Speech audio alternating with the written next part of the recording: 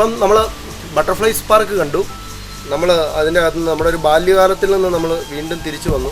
അപ്പോൾ ഇനി നമ്മൾ അടുത്തത് നമ്മുടെ ഇൻ്റർപ്രിട്ടേഷൻ സെൻറ്ററിൻ്റെ മുന്നിലാണ് ഇപ്പം നിൽക്കുന്നത്. ഈ ബട്ടർഫ്ലൈ പാർക്കിനോട് ചേർന്ന് തന്നെയാണ് ഇൻ്റർപ്രിട്ടേഷൻ സെൻറ്റർ.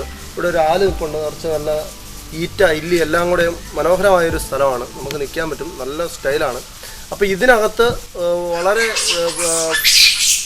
നല്ല ആംബിയൻസ് കേൾക്കുന്നില്ലേ, കുരങ്ങുകൾ ഒച്ച ഉണ്ടാക്കുന്നത്. അപ്പോൾ ഈ ഇൻ്റർപ്രിട്ടേഷൻ സെൻറ്ററിനകത്ത് ഡോഡോ പക്ഷിയുടെ ഉൾപ്പെടെയുള്ള ശില്പങ്ങൾ വെച്ചിട്ടുണ്ട്. അത് വളരെ അറിയേണ്ട ഒരു പക്ഷിയാണ് ഡോഡോ പക്ഷി എന്ന് പറയുന്നത്. ഇന്ന് ഭൂമുഖത്തില്ല. അപ്പോൾ ആ പക്ഷിയെക്കുറിച്ചുള്ള ഡീറ്റെയിൽസ് എല്ലാം ഇതൊരു ശില്പം ഇതിനകത്ത് ഇൻ്റർപ്രിട്ടേഷൻ സെൻറ്ററിനകത്തുണ്ട്. അപ്പം നമ്മൾ ഇവിടെ തട്ടേക്കാട് വരുന്നവർ തീർച്ചയായും സന്ദർശിക്കേണ്ട ഒരു സ്ഥലമാണ് ഇൻ്റർപ്രിട്ടേഷൻ സെൻറ്റർ. നമ്മളപ്പോൾ ഇൻ്റർപ്രിട്ടേഷൻ സെൻറ്ററിനകത്തോട്ട് നമ്മൾ പോവുകയാണ്.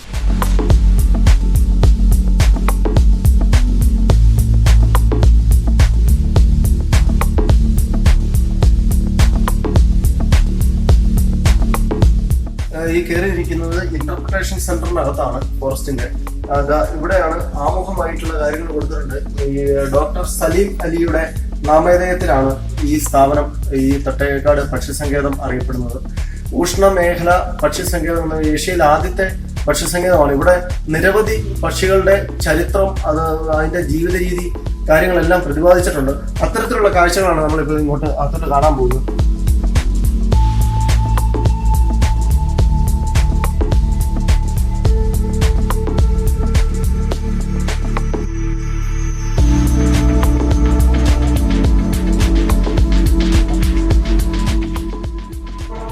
പ്രധാനപ്പെട്ടതായിട്ട് അറിയേണ്ട ഒരു ചരിത്രമുണ്ട് വേഴാമ്പലിനെ കുറിച്ച്. കാരണം ഈ ഇന്നത്തെ ഫാമിലി ലൈഫിൽ ഏറ്റവും വളരെ മനുഷ്യൻ കണ്ടുപിടിക്കുന്ന മാതൃകയാക്കേണ്ട ഒരു ഇതാണ് ഈ വേഴാമ്പൽ എന്ന് പറയുന്നത്. അതിന്റെ ചരിത്രം എഴുതി വെച്ചിട്ടുണ്ട്. ഞാനത് ജസ്റ്റ് ഒന്ന് വായിക്കാം. പ്രജനനകാലമാകുമ്പോൾ പെൺവേഴാമ്പൽ അനുയോജ്യമായ മരപ്പൊത്ത് കണ്ടെത്തി അതിൽ പ്രവേശിച്ച് അകത്തുനിന്ന് പൊത്തിന്റെ കവാടം അടയ്ക്കുന്നു. മരത്തിന്റെ തൊലിയും ചെളിയും വിസർജ്യം ഉപയോഗിച്ചാണ് ഈ പൊത്തടയ്ക്കൽ. അടയിരിക്കുന്ന കാലത്ത് പെൺവേഴാമ്പലിനും മുട്ട വിരിഞ്ഞുണ്ടാകുന്ന കുഞ്ഞുങ്ങൾക്കും ഭക്ഷണം എത്തിച്ചു കൊടുക്കുന്നത് ക്ലേശകരമായ ജോലി ആൺവേഴാമ്പൽ ഏറ്റെടുക്കുന്നു. കോഴി വേഴാമ്പൽ, നാട്ടുവേഴാമ്പൽ, പാണ്ടൻ വേഴാമ്പൽ, മലമുഴക്കി വേഴാമ്പൽ എന്നീ 4 ഇനം വേഴാമ്പലുകളാണ് കേരളത്തിൽ കണ്ടുവരുന്നത്. മലമുഴക്കി വേഴാമ്പലാണ് നമ്മുടെ സംസ്ഥാന പക്ഷിയാണ്. അപ്പോൾ ഇതിന്റെ പ്രത്യേകത എന്താണെന്ന് വെച്ചിട്ടുണ്ടെങ്കിൽ, ഈ ആൺ വേഴാമ്പലിന് ഏതെങ്കിലും തരത്തിൽ മരണം സംഭവിച്ചിട്ടുണ്ടെങ്കിൽ ഈ കൂടിനകത്തിരിക്കുന്ന പെൺവേഴാമ്പലിന് പിന്നെ പുറത്തു വരാൻ സാധിക്കത്തില്ല, അത് അവിടെ ഇരുന്ന് ചത്തുപോകും. അപ്പം ഇത്തരത്തിലുള്ള ഒരു സാഹചര്യത്തിലാണ് ഈ ധാരാളമായിട്ട് അടുത്ത ഇടകളിലൊക്കെ കേട്ടിട്ടുണ്ട് ഈ വേഴാമ്പൽ, അതല്ലെങ്കിൽ ഇങ്ങനെയുള്ള മൃഗങ്ങളൊക്കെ ഓരോ കെണിയിൽപ്പെട്ടിയും അല്ലെങ്കിൽ വേട്ടയാടപ്പെട്ടുമൊക്കെ ചാകുന്ന ഒരു സാഹചര്യമുണ്ട്. അപ്പോൾ ഇത്തരത്തിലുള്ള ഒരു വേഴാമ്പൽ ഫാമിലി തന്നെയാണ് അതോടുകൂടി ഇല്ലാതാകുന്നത്. അപ്പോൾ അത്തരത്തിൽ ഈ പക്ഷികളെയൊക്കെ സംരക്ഷിക്കേണ്ടതിൻ്റെ ഒരു പ്രാധാന്യം വളരെ വലുതാണെന്നുള്ള ഒരു ഓർമ്മപ്പെടുത്തലുമായിട്ടാണ് ഈ ഡീറ്റെയിൽസ് ഇവിടെ വെച്ചിരിക്കുന്നത്.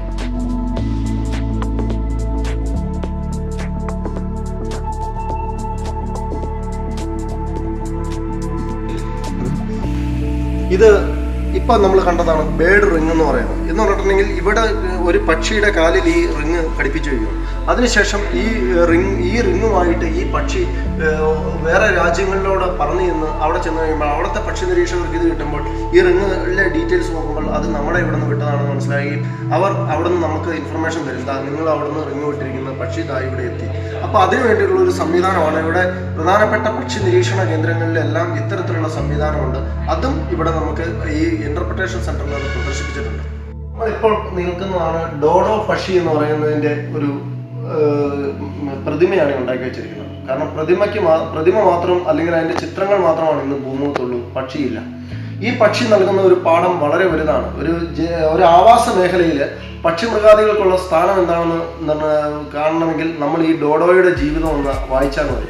ഇന്ന് ഗൂഗിളിലും മറ്റും സെർച്ച് ചെയ്തിട്ടുണ്ടെങ്കിൽ അതിന് വ്യക്തമായ ഡീറ്റെയിൽസ് കിട്ടും. മറ്റൊന്നുമല്ല, ഇന്ന് ഭൂമുഖത്ത് 1-2 മാത്രമേ ഇപ്പം കൽവേരിയ എന്ന് പറയുന്ന മരമുള്ളൂ. ആ മരവും ഏറെക്കുറെ നശിക്കാറായി.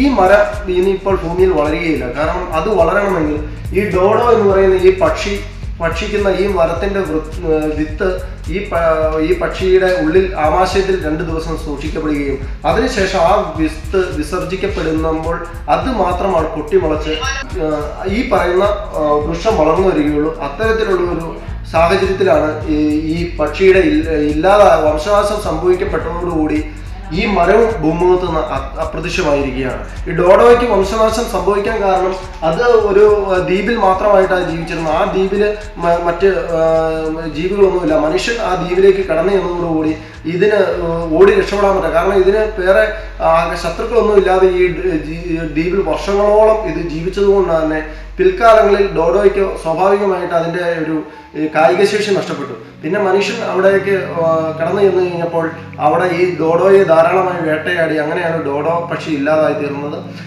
ഇത്തരത്തിൽ ഈ കടന്നലുകളും അതുപോലെ തന്നെ തേനീച്ചകളും ഒക്കെ പ്രകൃതിക്ക് നൽകുന്ന സംഭാവനകൾ വളരെ വലുതാണ്.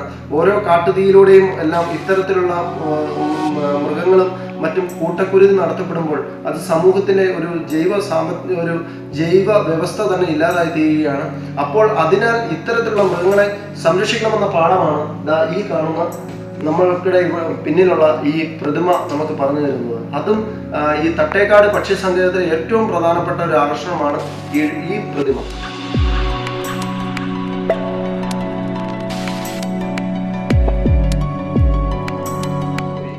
സ്വർഗവാതിൽ പക്ഷി എന്നാണ് ഇത് അറിയപ്പെടുന്നത്. ഇത് ഹിമാലയത്തിൽ നിന്നും അവിടെ തണുപ്പ് കൂടുമ്പോഴാണ് അവിടെ നിന്ന് കേരളത്തിലെ ഈ തട്ടേക്കാട് പക്ഷി സങ്കേതത്തിലേക്ക് വരുന്നത്. അങ്ങനെ ഇവിടെ പക്ഷി സങ്കേതത്തിൽ വന്നതിന് ശേഷം ഇത് ഇവിടെ പ്രജനനമൊക്കെ നടത്തി ഇവിടെ മഴക്കാലം ആകുമ്പോഴേക്ക് ഇത് തിരിച്ച് ഹിമാലയത്തിലേക്ക് തിരിച്ചു പോകും. അങ്ങനെ മാർച്ച്, ഏപ്രിൽ മാസങ്ങളിൽ, ഫെബ്രുവരി മാസങ്ങളിലൊക്കെയാണ് ഈ പക്ഷിയുടെ സാന്നിധ്യം, ഈ സ്വർഗവാതിൽ പക്ഷിയുടെ സാന്നിധ്യം തട്ടേക്കാടുള്ള. ഒരു മലയാളത്തിലൊരു പാട്ട് തന്നെ, ഒരു കവിത തന്നെ ഉണ്ട്, സ്വർഗവാതിൽ പക്ഷി ചോദിച്ചു ഭൂമിയിൽ സത്യത്തിന് അത്ര വയസ്സായി. അത് ഇതിൻ്റെതാണ്. ഇത് മച്ചുവേർഡ് ആയതല്ല, ഇത് ചെറുതാണ്. അപ്പോൾ ഇത് മച്ചുവേർഡ് ആയതിന് വൈറ്റ് കളറാണ്, അല്ലെങ്കിൽ അങ്ങനെയുള്ളൊരു കളറും കൂടി ഈ പക്ഷിക്കുണ്ട്. നമ്മുടെ ജിം കോർബറ്റിനെ കുറിച്ച് കേട്ടിട്ടുണ്ടാവുക. ജിം കോർബറ്റിനെ പോലെ തന്നെ ഒരു ജീവിത സാഹചര്യത്തിലൂടെ കടന്നുപോയ ആളാണ് ഈ ഫോട്ടോയിൽ നമ്മൾ ഡോക്ടർ സലീം അലി എന്ന് പറയുന്നത്. അദ്ദേഹത്തിന്റെ നാമധേയത്തിലാണ് ഈ പറയുന്ന തട്ടേക്കാട് പക്ഷി സങ്കേതം എന്ന് അറിയപ്പെടുന്നത്. ഒരു കാലത്ത് പക്ഷികളെ വേട്ടയാടി അതിനെക്കുറിച്ച് പഠിച്ചുകൊണ്ടിരുന്ന വ്യക്തിയാണ്. പിന്നീട് ഏതോ ഒരു സാഹചര്യത്തിൽ അദ്ദേഹത്തിന് മാറ്റമുണ്ടാകുകയും അദ്ദേഹം പക്ഷികളെ കൂടുതൽ സ്നേഹിക്കാൻ തുടങ്ങുകയും ആ സ്നേഹം പിന്നെ പക്ഷികളുടെ സംരക്ഷണം എന്നൊരു യജ്ഞത്തിലേക്ക് എത്തുകയും ചെയ്തു. അവസാനം ആണ് നമ്മളുടെ ഈ തട്ടേക്കാട് പക്ഷി സങ്കേതം ഏഷ്യയിലെ തന്നെ ഒരു ഉഷ്ണമേഖല പക്ഷി സങ്കേതമായി, ആദ്യത്തെ പക്ഷി സങ്കേതമായി ഇത് മാറുന്നതിന് മുന്നിൽ ഇദ്ദേഹത്തിന്റെ ഒരു വലിയൊരു പങ്കുണ്ട്. അദ്ദേഹത്തിന്റെ ചിത്രമാണ് നമ്മൾ ഇന്റർപ്രിട്ടേഷൻ സെന്ററിൽ ഈ ഭിത്തിയിൽ തന്നെ വരച്ച് ചേർത്തിരിക്കുന്നത്.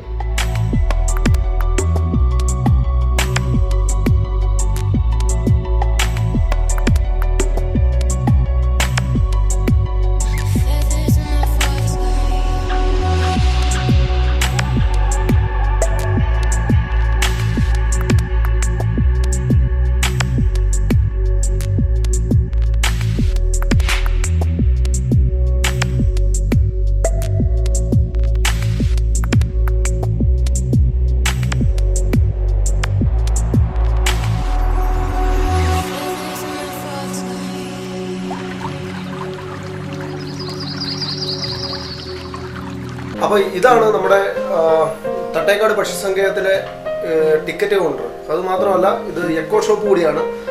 ആദിവാസി വിഭാഗത്തിൽപ്പെട്ട ആളുകൾ അവരുടെ വനവിഭവങ്ങൾ ശേഖരിച്ച് ഇവിടെ കൊണ്ടുവന്നാണ് വിൽപ്പന നടത്തുന്നത്.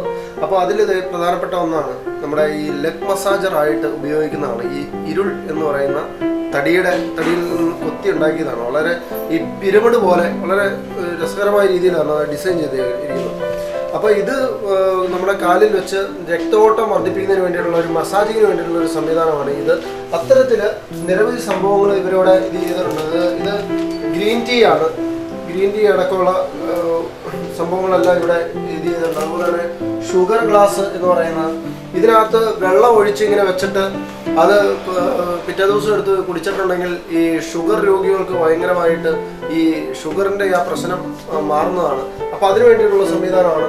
അതുപോലെ തന്നെ ഏറ്റവും ഈ നൂറ്റാണ്ടിൻ്റെ ഭാഗ്യം എന്ന് പറയുന്ന ഒന്നാണ് ഈ ബാംബു റൈസ്. കാരണം ഈ വാദസംബന്ധമായ അസുഖങ്ങൾക്കും ഒക്കെ ഏറ്റവും പ്രത്യേകിച്ച് ഗർഭാവസ്ഥയിലുള്ള സ്ത്രീകൾക്കൊക്കെ അവർക്ക് അരി വേവിച്ച് ചോറ് ഉണ്ടാക്കി കൊടുക്കാനായിട്ട് ഏറ്റവും ഔഷധവീര്യമുള്ള ഒന്നാണ് ഈ ഇല്ലി മുള എന്ന് പറയുന്ന 40 വർഷം കൂടുമ്പോൾ ഒരിക്കലാണത് പൂക്കുകയുള്ളൂ. അങ്ങനെ ആ ഒരു സമയത്ത് ശേഖരിച്ചു വെച്ച് നമ്മൾ എടുക്കുന്നതാണ്. എന്ന് പറഞ്ഞാൽ ഒരു മനുഷ്യായുസിൽ 1 or 2 തവണ മാത്രമാണ് ഒരു ആൾക്ക് ഒരു ഈ റൊട്ടേഷൻസിൽ കറക്റ്റായിട്ട് പോയിട്ടുണ്ടെങ്കിൽ ഇത് കിട്ടത്തുള്ളൂ. അപ്പോൾ അതിൽ പെട്ട ഒന്നാണ് ഇത്. അങ്ങനെയുള്ള എല്ലാവിധ സംവിധാനങ്ങളും അതുപോലെ തന്നെ തേൻ ഉൾപ്പെടെയുള്ള സാധനങ്ങൾ ഇവിടെ ലഭ്യമാണ്. അങ്ങനെ ഇതെല്ലാം നമ്മൾ ഇവിടുന്ന് കളക്ട് ചെയ്യാൻ നമുക്ക് കിട്ടും. അപ്പം ഇതിന് ഇവിടെ നിന്ന് നമ്മൾ ടിക്കറ്റ് എടുത്താണ് നമ്മൾ അകത്ത് കയറുന്നത്.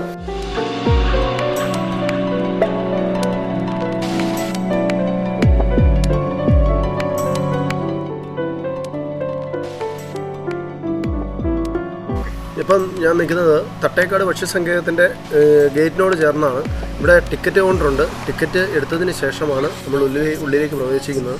നമ്മളിവിടെ നിരവധി കാഴ്ചകളുണ്ട്. ചെറിയ കാഴ്ച ബംഗ്ലാവുണ്ട്. അതുപോലെ തന്നെ ഈ ചിത്രശലഭങ്ങളുടെ ഒരു ആവാസ മേഖലയുണ്ട്, ശലഭ പാർക്ക്.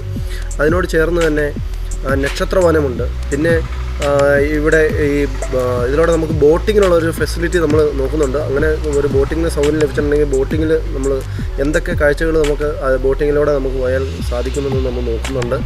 അതുപോലെ തന്നെ ഇതിൽ ഏറ്റവും പ്രധാനപ്പെട്ടതെന്ന് പറയുന്നത് ഒരു വാച്ച് ടവർ ഇവിടെ ഉണ്ടെന്നാണ് അറിഞ്ഞത്.